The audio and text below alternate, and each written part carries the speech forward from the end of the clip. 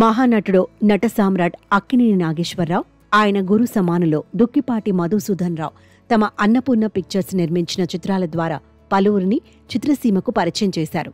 వారిలో కె. విశ్వనాథ్ వంటి దర్శకులు, దాశరథి, గొల్లపూడి వంటి రచయితలు ఉన్నారు. గాయకుల్లో వి. రామకృష్ణ ప్రత్యేక స్థానం ఆక్రమించారు. ఘంటసాల ఉండగానే ఆయన గాత్రాన్ని అనుకరిస్తూ పలు వేదికలపై రామకృష్ణ తన గాన ప్రతిభను చాటుకున్నారు. మధురగాయని పి. సుశీల అక్క కుమారుడే రామకృష్ణ. అందువల్ల ఆమె ప్రోత్సాహంతో అన్నపూర్ణ పిక్చర్స్ నిర్మించిన విచిత్ర బంధం సినిమాలో రామకృష్ణకు తొలిసారి గాయకునిగా అవకాశం లభించింది.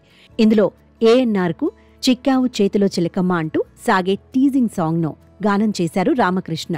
ఏఎన్నార్ అభినయానికి తగ్గట్టుగా రామకృష్ణ గళం ఉందని ఎందరో ప్రశంసించారు. ఆ సందర్భంలోనే ఏఎన్నార్తో గాయకుడు రామకృష్ణ తీయించుకున్న ఛాయాచిత్రమిదే.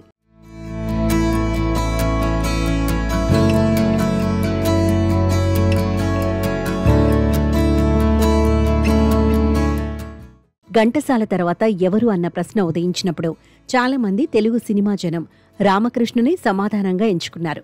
అలా ఎన్టీఆర్, ఏఎన్నార్, శోభన్ బాబు, కృష్ణంరాజు కూడా రామకృష్ణ గానంతో సాగారు.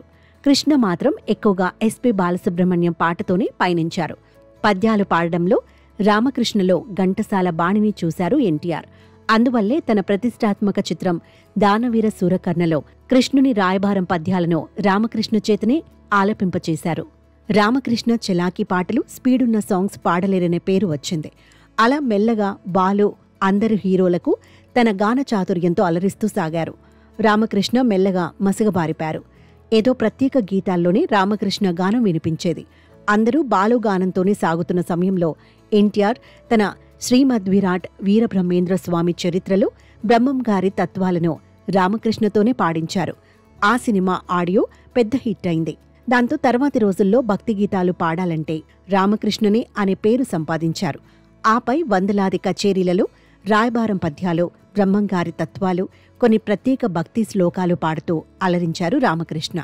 ఏది ఏమైనా రామకృష్ణ పేరు వినగానే ఏఎన్నార్ ఫ్యాన్స్కు ఆయన పాడిన తొలిపాట చిక్కావు చేతిలో చిలకమ్మ ముందుగా గుర్తుకు వస్తుంది.